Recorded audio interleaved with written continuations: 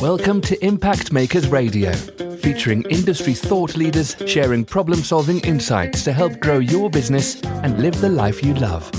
And here's your host, Stuart Andrew Alexander. Hi everyone, this is Stuart Andrew Alexander, back again with another guest who's most certainly an impact maker within his own right. And we're going to find out just why in a few short moments.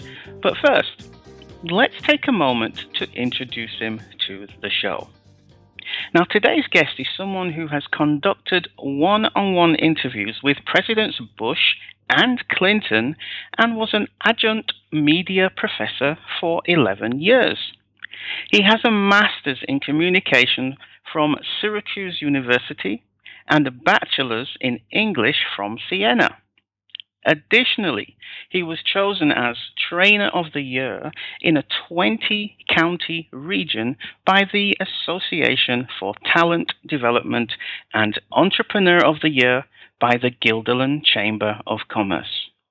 His book, Everyone Can Be a Dynamic Speaker, Yes, I Mean You, is his own personal story from nervous presenter to paid speaker. Furthermore, our esteemed guest, ladies and gentlemen, is a former TV news anchor and dazzling professional speaker who has made hundreds of presentations and media appearances on communication, leadership, and politics. Based out of Albany, New York, his training firm specializes in public speaking, corporate talent development, and media, and is here today to talk to us about some of the problems, some of the obstacles and misconceptions, and even some of the pitfalls surrounding the people he has the greatest passion around helping to become more interesting, which results in more business and a better life. So with that said, please welcome him to the show, ladies and gentlemen, President of Grimm Business Seminars and Coaching, Mark Grimm. Mark, are you there? Please, welcome to the show. Great to be with you, Stuart. It's a pleasure to have you on the show, Mark, and I'm sure it's going to be a show full of great value because I know you've got lots of great information to share with our listeners out there. So without any further ado, let's just set the tone for the remainder of the show. And could you just briefly describe who is your perfect prospect, Mark? Or in other words, who is it that you help? I would say someone who hires professional speakers, either to train their workforce in a company or someone who's head of an association who hires speakers to come speak at a conference. Anywhere where there's an audience where people want to get the kind of training that's going to make them better at their job or have a more comfortable life, that would be one of my prime prospects. Okay, so while you're out there working with these kind of people that you've just described then, Mark, what are 2 to 3 common obstacles you find that prevent them from achieving their desired outcome of becoming more interesting and building their business so that they can live a better life? Well, I think people tend to focus a little bit more on what they care about rather than what their audience cares about. And I'd say that's one of the principal issues, that people say, oh, I have all this and I want to convey all this information, I can't wait. And it's really about focusing on your audience first. What do they want? How can I help them? Focus in on that and then be clear and compelling and visual in doing that. And if you do, you're going to find out people are going to find you a lot more interesting. Okay, Mark. So in terms of the people that you work with out there, do you ever come across the obstacle of people who don't know actually where to look? Oh, sure. When they're looking for help, there's a lot of training out there, and sometimes it's hard to determine what place to go, where to look, and there's some training outfits that charge an awful lot of money, and I'm not sure you're getting all the value that you should from those. So it's really, from a standpoint of a consumer, is focusing how you're going to get the most value you can and have a clear idea of what you want to accomplish. One of the things I like to do with my clients when I first meet with them is describe what success looks like. Paint that picture from your mind. And that's what we're going to work for. That's our goal. You have a pretty clear idea now of what success looks like. And once you have a clear idea of what success looks like, it's a lot easier to obtain it. And it's easier also for the person helping them as a coach or a trainer, which is what I do. If I have a clear idea of what they really need, then there's a better chance that we're going to achieve that. And one of the things I stress is customization. Some of these big firms are a little too cookie cutter in their approach to training, and I customize my training to my audience, or if it's one-on-one coaching, to my specific client. And I tailor it to exactly what their needs and dreams are, and that generally leads to a lot more success. When you talk about tailoring your solutions to your clients' needs, do you still come across situations where they, even after you have consulted them and placed all the benefits of working together with you, do you still come across the obstacle of them placing too much emphasis on price rather than the value that you can deliver? Absolutely. I mean, they say, how much are you going to charge? You get that a lot. You're in business. That's the first, how much are you going to charge? I said, whoa, wait a minute. I need to know what it is you need before I can make that determination. Then I'll come up with a plan to help you. Especially in one-on-one coaching, there's a lot of cheaper prices. People tutor and give you some tips, and that's not what I do. I go well beyond that. And when it comes to public speaking, I want to change the way you approach public speaking for the rest of your life. That's what I offer folks, not a few tips on, what tie you should wear. And that's really, once people come to understand that's more about value than price, then maybe they're a little more interested. But I think anybody who's shopping around for any goods or services, they should really focus on value and not price, because in the end, they want to get the most bang for their buck, and cheapest isn't always the best. And in fact, most often it isn't. Okay, Mark, you're called into a company to consult. You're called in to to help them out. In all the years that you've been working in this profession, what are 2 to 3 popular myths or misconceptions that your prospects may have about achieving their desired outcome? Any big challenge requires work, and I find that you have to really be committed to the idea. So I try to I may be hired, for example, by a human resource director, but in the end, it's the attendees in my seminar, they're the ones that have to buy into it. And there's some people, they don't like going to training, and I see him there because the guy's sitting in the back with his legs crossed and he's leaning back, and he's not really into that because he's at training because he has to be there. And I try to place it in the context of how can I help them? And that's really what's important is that training isn't a requirement. It's an opportunity to help yourself. And I try to help them. And you have to get that message across first before you can do anything else, really. So the idea that training is something, it's an obligation for them, really it's a chance to help them. And there isn't anyone who couldn't use training. No matter what you're doing, you can get better. And it's very exciting to be able to achieve more because you've been given the right kind of training, the right kind of path to get there. And when I see that little sparkle go off in my attendee or my client's eyes, it's exciting for me because they come up to me after and say, I can't wait to try this. And I just love that attitude because they want to try it the next day and they have a really good, clear idea of what they need to do. So that's really important, is getting them to buy into it and realizing that they have to work at it themselves and they have to be committed to it. And once they do, then the prospects for a better work performance and a better life. So, in terms of the mindset of your prospective clients that you're working with, do you ever come across the situation where they think, okay, let's bring Mark in. He's got all of this great experience, and he's just going to work magic, and the improvement is just going to be like instant. It's going to happen instantly. Do you come across that misconception sometimes? Well, I think at the beginning of the process, you have to kind of be clear about what's going to take place, and I think that's important. Is once you've discussed with what they want, you have to be clear about how you're going to make that happen. So if there is misconceptions, that's partly on me because you haven't been clear enough in the beginning as to what the expectations should be. So from someone who delivers these services, I think you have to be really clear about what they will expect. And I think that's really important to realize also that this is an ongoing process if you're working with them. Every meeting I finish with a client, I say, how did the meeting go? I actually put that question to them at the end of the meeting. And I say, what value did you get out of this meeting? I make them tell me in their own words what value they got. And if they're vague or they're not sure, then we miss something. But generally, they're pretty clear about what the value was. And then I say, how are you going to apply that today to your challenge? And then, so I think training has to be very practical. And then if you do those things, then I think you really have gone a long way into minimizing misconceptions. Okay, Mark, thanks for that.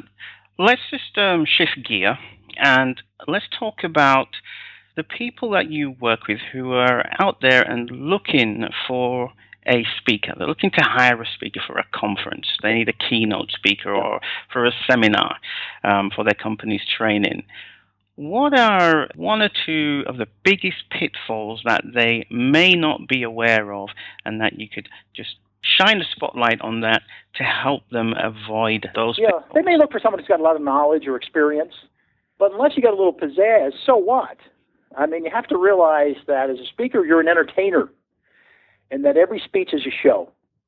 And if you're not interesting to view or interesting to hear, it doesn't really matter how much knowledge you have.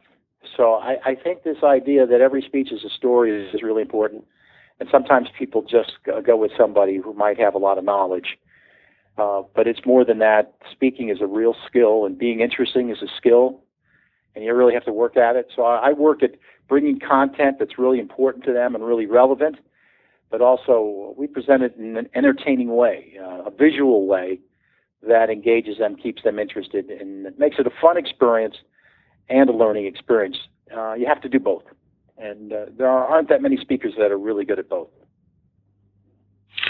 Right, so let's imagine I'm a public speaker who wants to improve on my public speaking skills so that I can become much more interested, with the hope of that building my business and increasing the quality of my own life.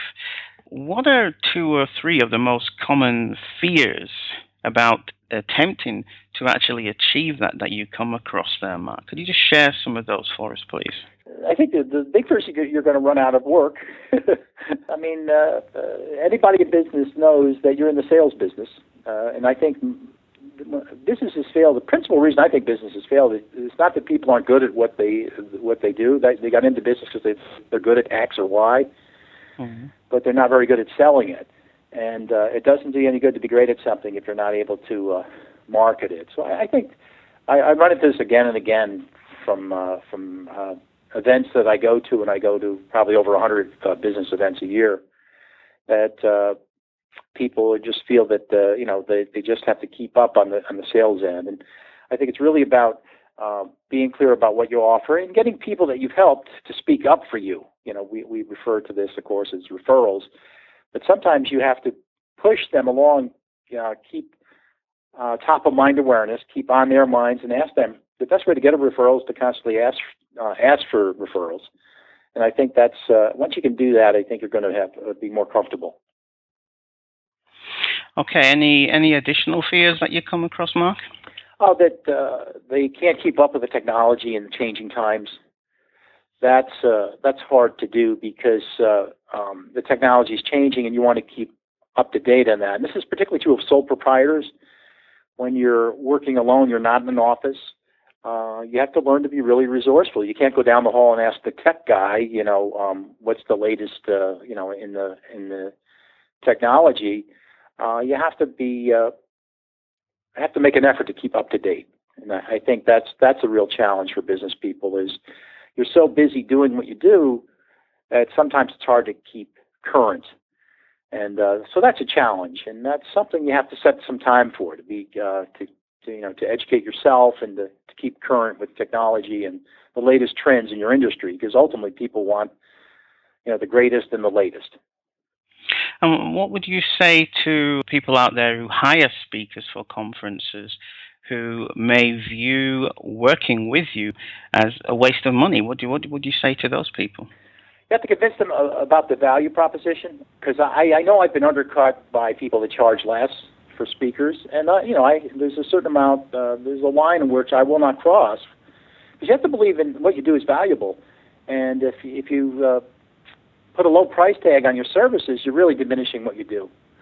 So at the same time, you have to have some sense of what the market can afford. So that's a balancing act. What can the market afford, and how much value do you really deliver?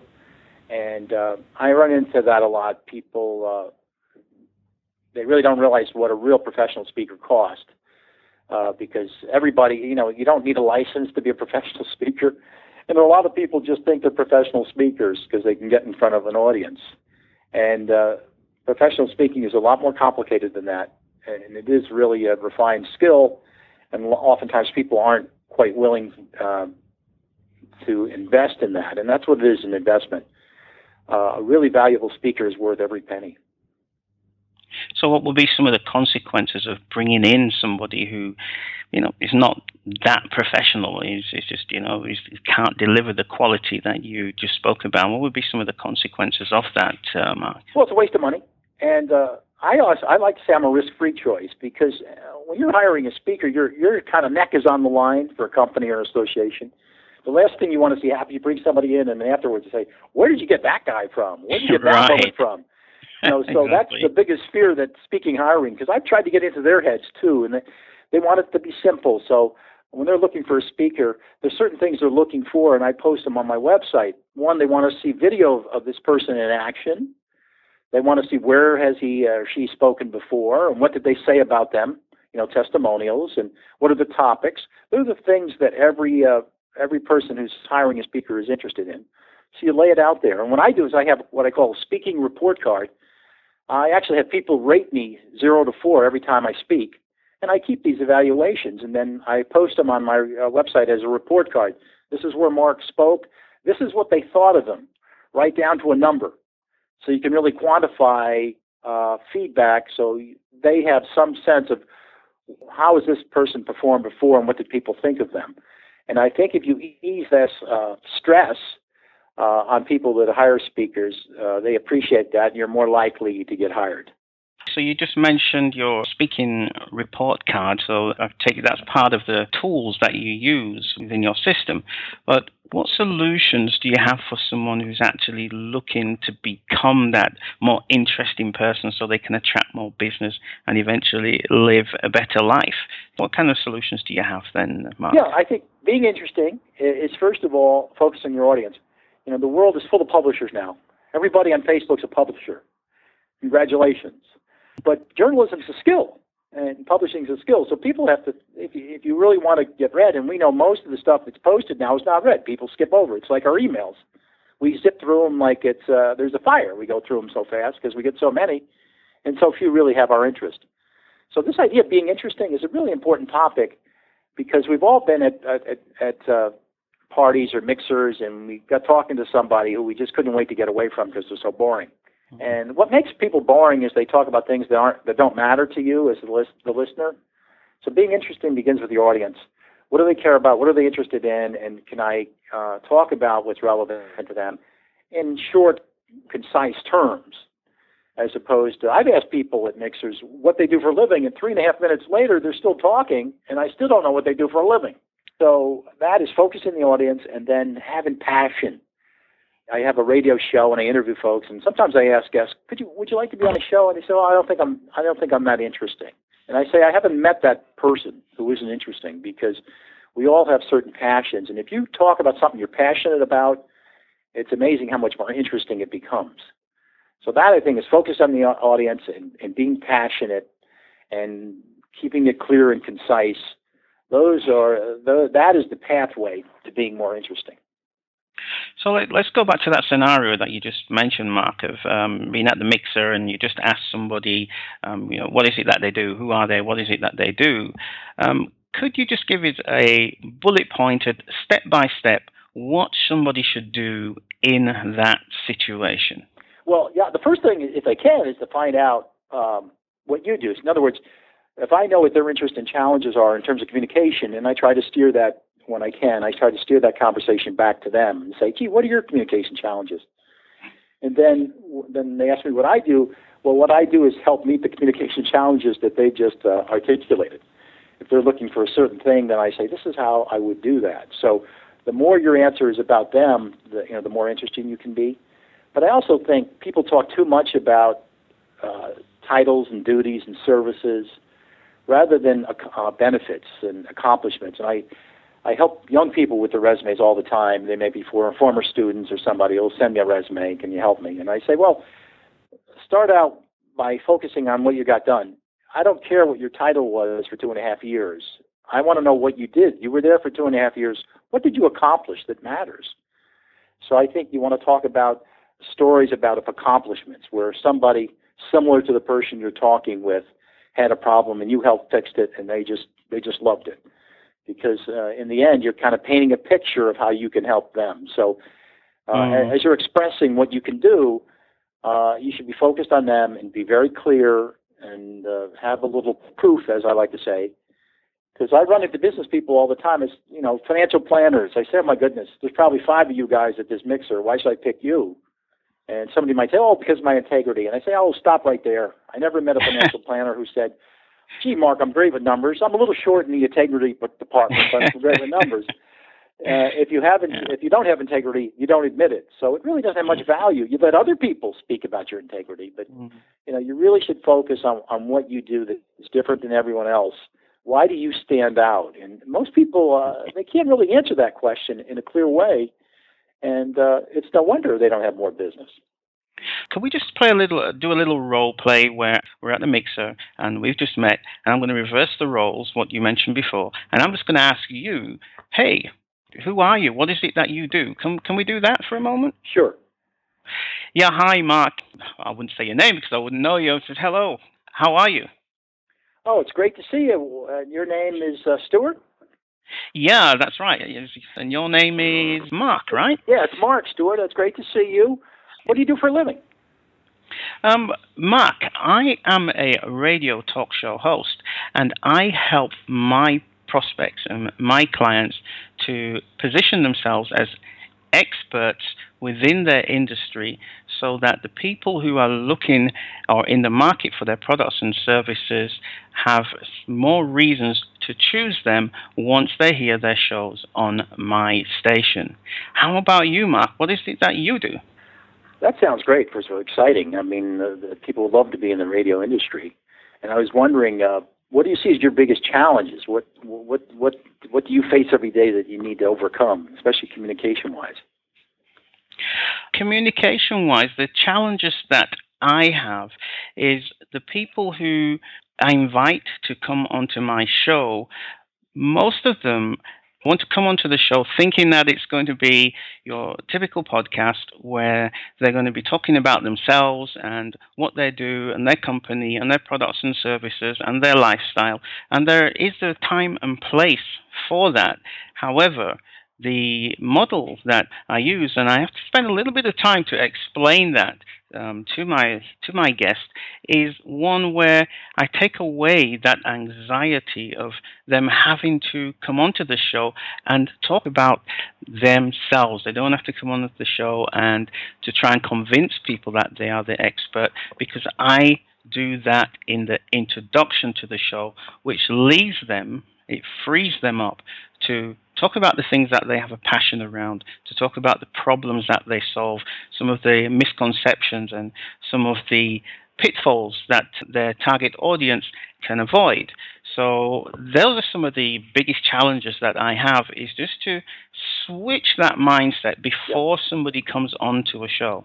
Yeah, no, I think that's great, because you recognize that people are nervous about their appearance on the radio, and if you can take some of that anxiety away, they appreciate it. One of the things I've done is I wrote a blog on how to be a good radio guest, and I send it to my guests before they come on the show, and it gives them some tips about how to relax and how to be more interesting, but it also makes the show a better program, because the show hinges on how articulate your guests are, and that's our role, is to kind of make that happen.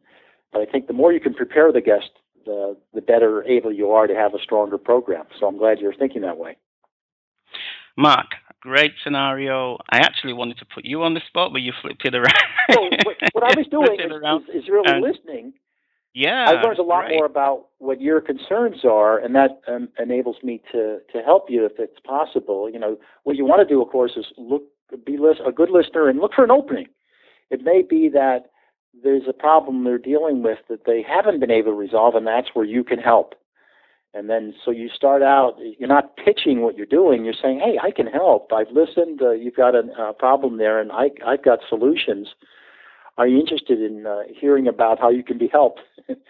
I've never met anyone who said, geez, no, I don't know. I don't want to hear how I can be helped. So really, the quote pitch is about helping people. And, of course, the more you listen, the better able you are to do it. Because we've seen all these canned pitches, Stuart. I'm sure you've at events, and somebody says, well, I do this, blah, blah, blah, blah, blah. And then you hear them talking to somebody across the room, and they're giving you the same answer. It's like the same canned pitch. And I don't like these canned pitches at all, because I think the most important thing is to be genuine. Now, you want to have a common theme about what makes you different and special. But if you use the same canned words all the time, you come across as fake or canned, and nobody thinks canned is genuine. So I don't have an automatic press the button 30-second thing. I don't do it that way. I don't think that's genuine, and I don't think that works well. So you just feel it out then, right? I listen if I can, or just as I did with you, I got you talking about yourself because I'm interested and I want to hear more. And the more I know about you, the better able I am to offer some ways of helping. Perfect. I'm sure this is going to be a great resource for anybody out there who's listening to the show. Unfortunately, Mark, we are coming towards the end of the show. So just in case there's somebody out there who's tuning in and they're thinking, this Mark Grimm, he sounds like a pretty cool guy. He's obviously got so much experience. He's got a great online profile. I want to know more. I need some help from him. How would they get in touch with you, Mark? How would they connect with you? Sure. They go to markgrimm.com, and there's 2 M's in Grimm. And I really lay out how I help people. And it might be just someone who has always wanted to get better at public speaking, but they never took that step. And the first step they should take certainly is to click on my book page. It's a very inexpensive book that I wrote because I used to hide in the men's room when it was my turn to speak. And now I'm a paid speaker. And I said, I figured out what the path is to dynamic speaking. And I want to share it with everybody on the street. I want to stop and I want to share this with them because my life is so much better because I'm a stronger speaker, and there's no reason why that can't happen to everyone who's listening to this program. So I would recommend certainly the book, and then I go into the services, and I do travel all over and come and speak to people. So and there's video and examples of topics. So everything they need to know about what we do is at markgrimm.com. Excellent. I will ensure that your contact details are on the website alongside your show notes. So, unfortunately, we have come to the end of the show, Mark. Do you have any final thoughts that you would like to share with the listeners out there? Just for people to believe in what they can do. I think we oftentimes just scratch the surface of what we're capable of. And we are capable of so much more. So don't let downer thoughts hold you down. You say, you can't do this, you can't. There's always people around you can tell you can't do something. And sometimes you just got to close it off and say, look, no, I care about something. I'm committed to it. I have a clear path for getting there, and I'm going to get there. It may take a while, but I'm going to get there. So this idea of making dreams come true, it really is true. But you have to be committed to it. You have to have a clear path. And sometimes you just have to follow your heart. And that's what I hope for everyone, is they follow their heart and they realize their dreams because it's within reach. Thank you for tuning in to Impact Makers Radio. To listen to all past, present and future industry thought leaders and trendsetters, visit us at impactmakersradio.com.